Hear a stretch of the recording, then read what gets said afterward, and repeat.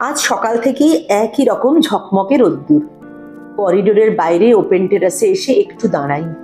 এখনো জায়গাটা বেশ ফাঁকা ফাঁকা।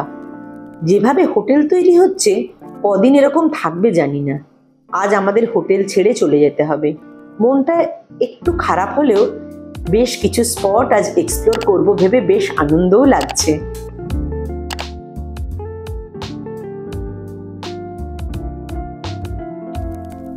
রেডি হয়ে পুরি, সবজি, ডিম সেদ্ধ আর স্পেশাল ছানা পোড়া দিয়ে ব্রেকফাস্ট সেরে বেরিয়ে পড়ি দুগ্গা দুগ্গা করে।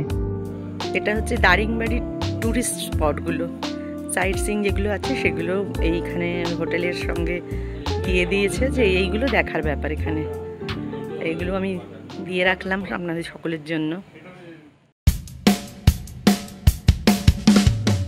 আজ প্রথম দ্রষ্টব্য পাঙ্গালি ভ্যালি।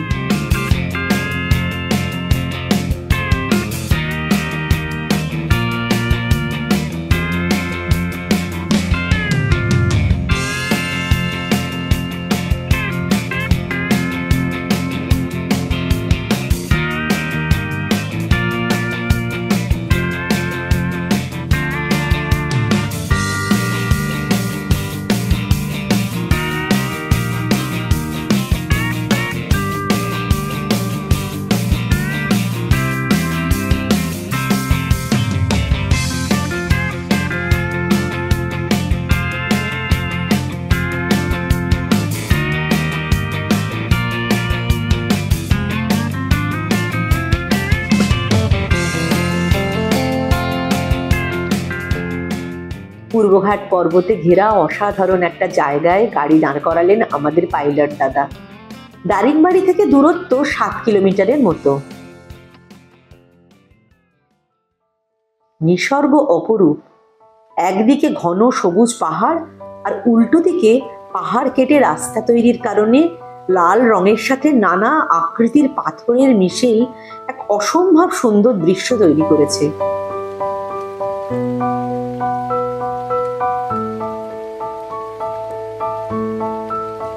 ছবি তোলার জন্য কিন্তু জায়গাটি একেবারে আদর্শ।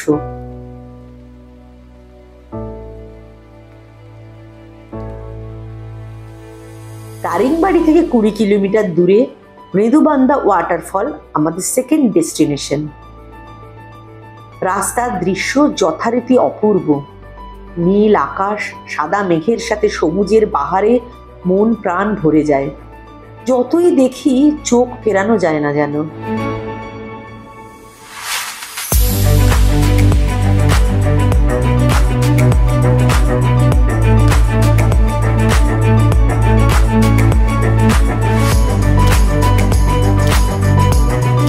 গাড়ি দুধারে শালের জঙ্গলের পেরিয়ে এঁকে বেঁকে চলেছে কালো পিচ রাস্তা ধরে। বেশ কিছু গ্রাম ছাড়িয়ে মাঠ ঘাট পেরিয়ে জঙ্গল ঘেরা মাটির পথ ধরে পৌঁছলাম আমাদের প্রথম ডেস্টিনেশন মৃদুবান্দা ওয়াটারফলের কাছে। এটা হচ্ছে মৃদুবান্দা ওয়াটারফল। এটা দারিংবাড়ি থেকে 20 কিলোমিটার দূরে। এখান দিয়ে রাস্তা নেমে গেছে নিচের দিকে, 160টা সিঁড়ি।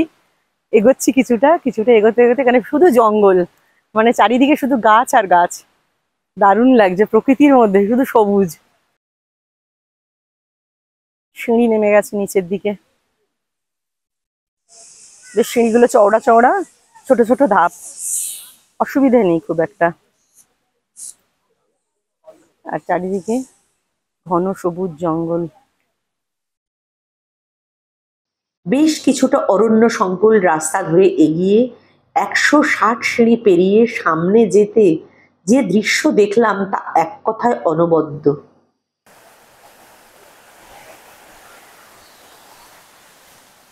ওয়াও, ये বাস।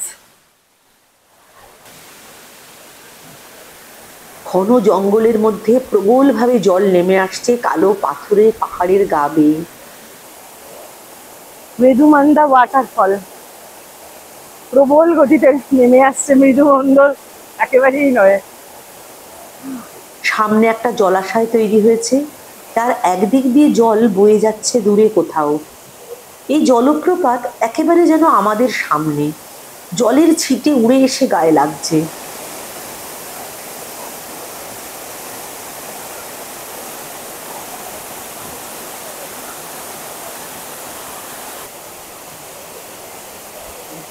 রোদেল দিনে এই ছায়া ঘেরা আরণ্যক পরিবেশে এমন উদ্দাম জলস্রোতের কণা গায়ে মেখে আবার চলে আসলাম ওপরে। দেখতে দেখতে মেঘ জমেছে আকাশে।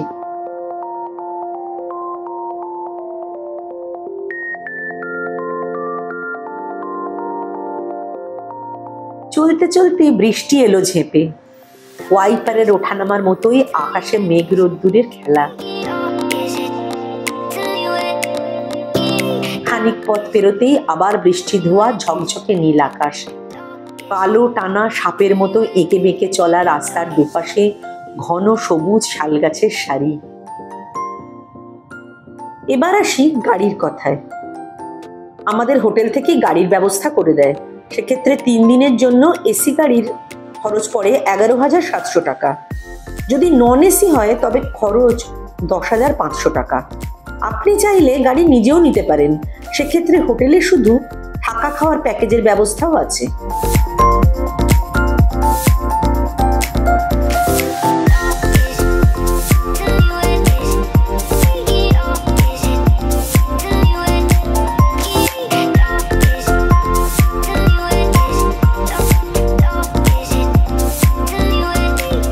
দারিংবাড়ি উড়িষ্যার কান্দামাল জেলার অন্তর্গত।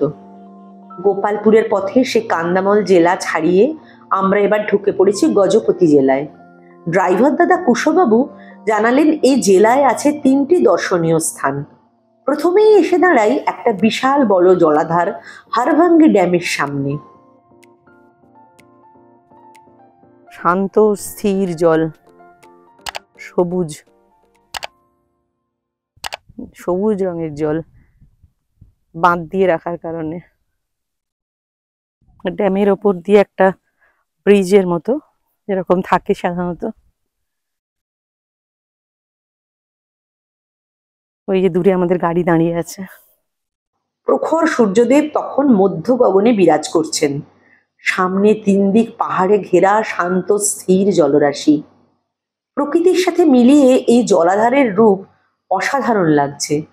বাঁধ দেওয়া জলের রং ঘন সবুজ। পাহাড় বাঁধের মাঝে চলে এসে যেন এক অপূর্ব কারুকাজ তৈরি করেছে। বাঁধের ওপর বরাবর রাস্তা ধরে এগিয়ে যাই। একটু দূরে আমাদের গাড়িটা রাখা। জলাধারটি আকারে বিশাল। গাড়ির সাথে সাথেও চলল বেশ খানিকটা। পাশে জলবিদ্যুৎ প্রকল্পের উঁচু পাঁচিল। সুনীল ঘুরে এসে দেখে এলেও আমি আর ওপরে উঠিনি। উড়িষ্যার এই অংশ পাহাড়, অরণ্য, জলপ্রপাত আর আদিবাসী গ্রাম্য জীবনের সরলতায় মোড়া। সেই অভিজ্ঞতা করেছি 2 দিন ধরে। যতটা না ভেবেছি তার চেয়ে বহু গুণ বেশি পেয়েছি। যারা আমার এই ভিডিওটি দেখছেন নিশ্চয়ই বুঝেছেন। কিন্তু এখন যেটা দেখতে চলেছি তা হয়তো আপনাদের কাছে একেবারেই সারপ্রাইজিং। চীন বা তিব্বত সীমান্তে হিমালয়ান রেঞ্জেই মনাস্ট্রি দেখতে অভ্যস্ত আমরা, কিন্তু এখানে এক টুকরো তিব্বতের সন্ধান পেয়ে রীতিমতো অভিভূত হয়ে যাই। এখন চলেছি জিরাং মনাস্ট্রির পথে।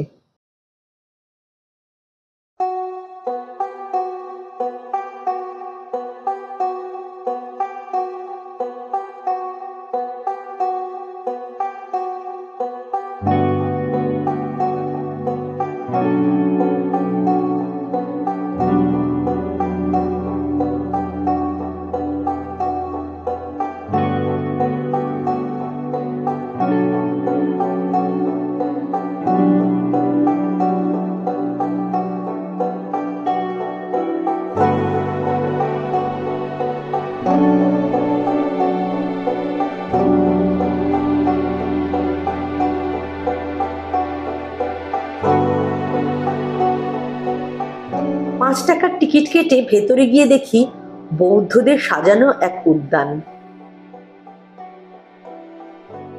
পুরো এরিয়াটা এখানে সাজানো। আর আসল যে বুদ্ধ টেম্পল যেটা, সেটা আরেকটু দূরে অন্য একটা জায়গায়। এটা হচ্ছে মনাস্ট্রির মঠ যেটা আর কি, সেইটা মানে সাজিয়ে রাখা আছে এখানে বিভিন্ন রকম। আর পুজো হয় যে টেম্পলটা, সেটা একটু দূরে। একটু অন্য পাশে আর কি। ভেতরে সাদা বিভিন্ন আকারের বৌদ্ধ স্তূপা, কিছুটা অন্তর অন্তর। গাছ দিয়ে সুন্দর করে সাজানো বাগান, ওদের পবিত্র গোলাকার ঘণ্টার সারি। প্রবেশপথের দুধারে দুই রঙিন কারুকার্য করা ঘণ্টা ঘর, যেখানে বিশাল গোলাকৃতি দুটি গোলাকার ঘণ্টা রাখা। তবে পুজো এখানে হয় না, মূল বৌদ্ধ মন্দিরটি আরো কিছুটা দূরে। আর ওই যে পতাকাগুলো উঠছে ওখানে, ওই রকম আমরা সিকিমে গিয়ে তো প্রচুর দেখেছি। তখন ওদের জিজ্ঞেস করেছিলাম, ওরা বলেছিল ভূত তাড়ানোর নিশান।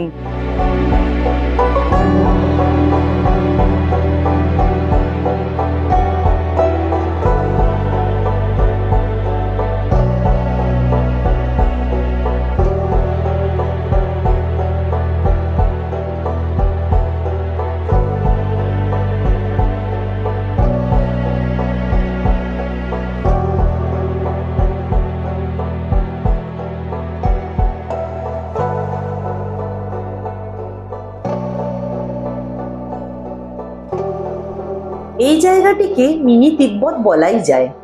একটা বড় তোরণ পেরিয়ে জলাশয়ের পাশ দিয়ে গাড়ি চলেছে মূল মন্দিরের দিকে।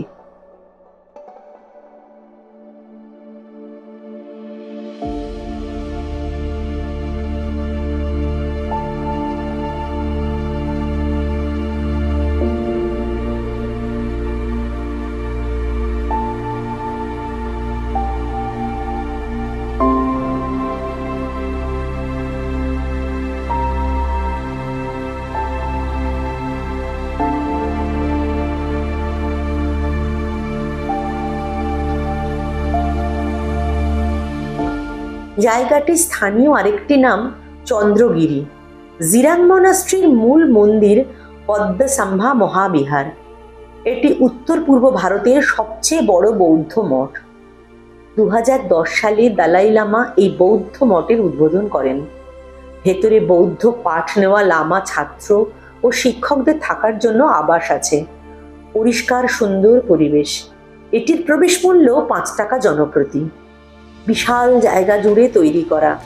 সামনে চওড়া একটা চাতাল পেরিয়ে ভেতরে মূল মন্দির। সেখানে ভগবান বুদ্ধের বিশাল এক মূর্তি। মন্দিরের ভেতরে ক্যামেরা নিষিদ্ধ। ওখানে কিছু সময় থাকলে মনের ভেতর একটা অদ্ভুত পবিত্রতা অনুভূত হয়।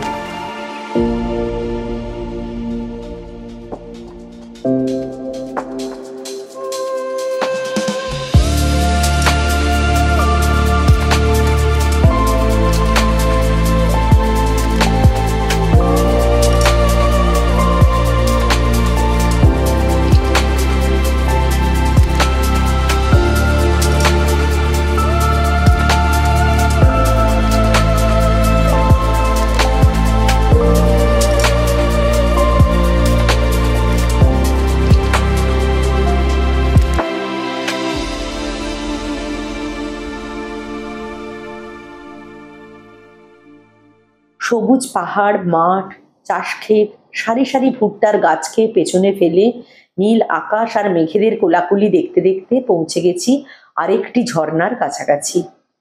রাস্তার বাঁকে ফলক লাগানো, নাম খাসোড়া ওয়াটারফল।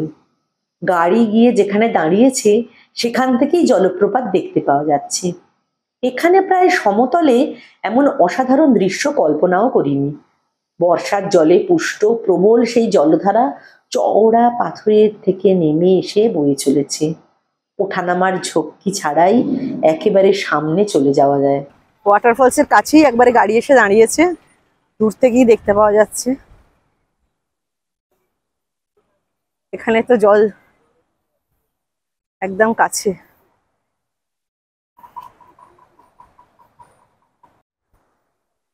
খেসারা ওয়াটারফলে এখানে একটা ব্রিজ ছিল, এখন দেখা যাচ্ছে মাথাটা ভেসে আছে তার কিছুটা, আর কিছুটা ব্রিজ জলের তলায় চলে গেছে, জলটা বেড়ে গেছে। এখান থেকে ব্রিজটা পেরিয়ে, মানে এদিক থেকে ব্রিজটাকে পেরিয়ে আমাদের ওদিকে গিয়ে ওই পাথরটা দিয়ে ওই দিকে যাওয়ার কথা, কিন্তু সেটা এখন সম্ভব হচ্ছে না বলে আমরা এই রাস্তাটা দিয়ে না গিয়ে আমরা এখন ওর সাইডে যে এই রাস্তাটা এইখান দিয়ে এই সোজা দিয়ে গিয়ে ওদিকে মুভ করব ওয়াটারফলসের দিকে। ওই যে দূরে। বাহ, কি দারুণ লাগছে! পাহাড়ের একটা পাথরের সমতল থেকে জল এসে পড়ছে, দুর্দাম গতিতে নেমে আসছে জল।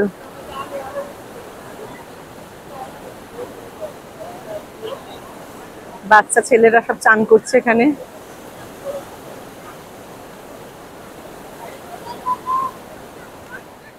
সবুজ পাহাড় পেছনে, অপূর্ব প্রকৃতি। জল পড়ে পড়ে পাশের পাথরে, আর গাছ সেভাবে নেই, শুধু পাথর।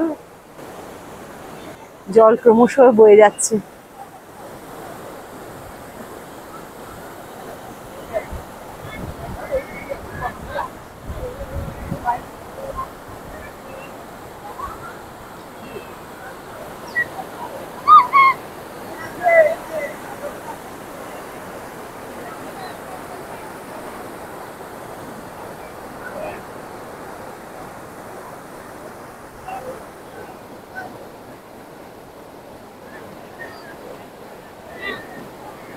সব বয়ে যাচ্ছে।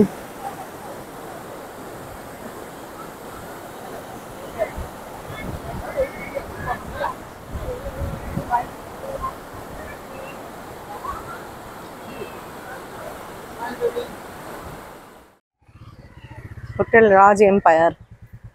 আমাদের আজকে গোপালপুর যাওয়ার পথে লাঞ্চ এখানে।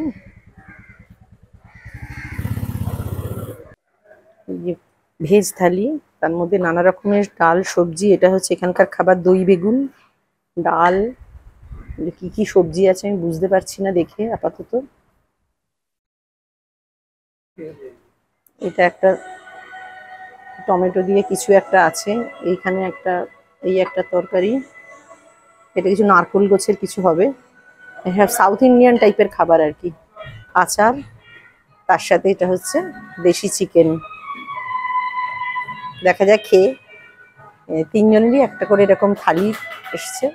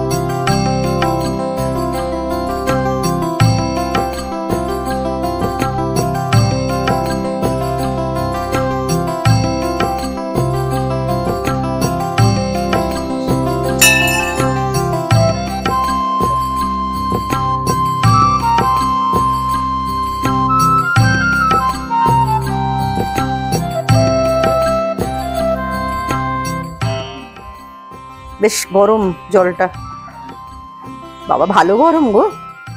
তপ্ত পানি, জল নিজে থেকেই ফুটছে।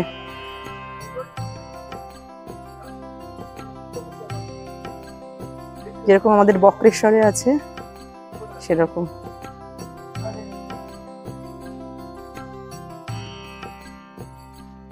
এটা কুণ্ডের পাশ দিয়ে ভেতরে একটা শিব মন্দির।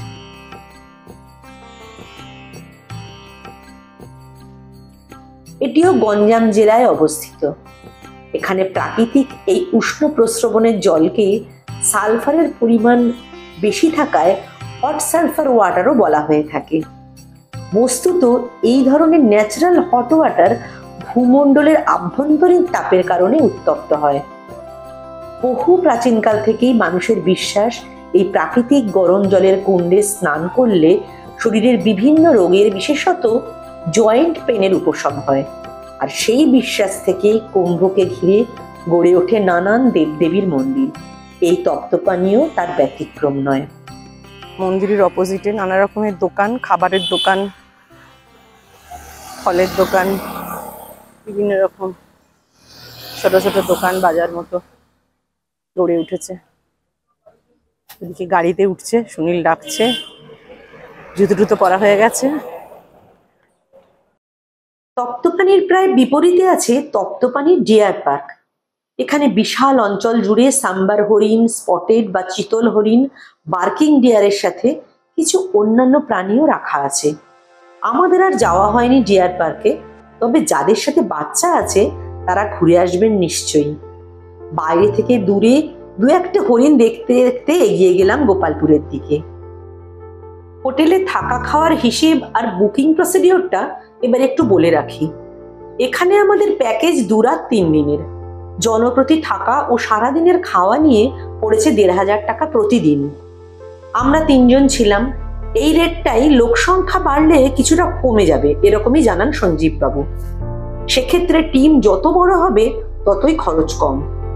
সঞ্জীব বাবুর নম্বরে ফোন করে অথবা হোয়াটসঅ্যাপে আপনার বুকিং ডিটেলস জানিয়ে দিলেই চলবে। গাড়ি সহ ওনাদের আরেকটা স্পেশাল প্যাকেজ আছে, যেটাতে খরচ কিছুটা বেশি। সেক্ষেত্রে স্পেশাল কিছু সারপ্রাইজ থাকে বলে শুনেছি। তবে দীর্ঘ 130 কিলোমিটার পথ পেরিয়ে হোটেলে পৌঁছানোর পর ওয়েলকাম ড্রিঙ্কটা সকলের জন্য থাকলে ভালো হতো বলে ব্যক্তিগতভাবে আমার মনে হয়েছে। দারিংবাড়ির একমাত্র বাঙালি হোটেল মালিক সঞ্জীব বাবুর আন্তরিক ব্যবহারের সাথে এটা আরো বেশি মানানসই হবে বলেই আমার ধারণা।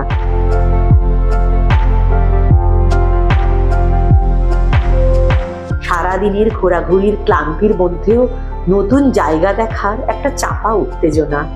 পাহাড়ের উষ্ণতা ছাড়িয়ে আমাদের পরবর্তী গন্তব্য এবার সমুদ্র তট, গোপালপুর অন সি। খুব শিগগিরই চলে আসছি গোপালপুরের ভিডিও নিয়ে। বিচের সৌন্দর্যের সাথে থাকবে নানান ধরনের হোটেলের খোঁজ খবর। আর যারা এখনো সাবস্ক্রাইব করেননি, যদি সত্যিই ভালো লেগে থাকে আমার ভিডিও, অবশ্যই সাবস্ক্রাইব করে রাখবেন। মতামত জানালে আরো উৎসাহিত হব। ততদিন সবাই ভালো থাকবেন।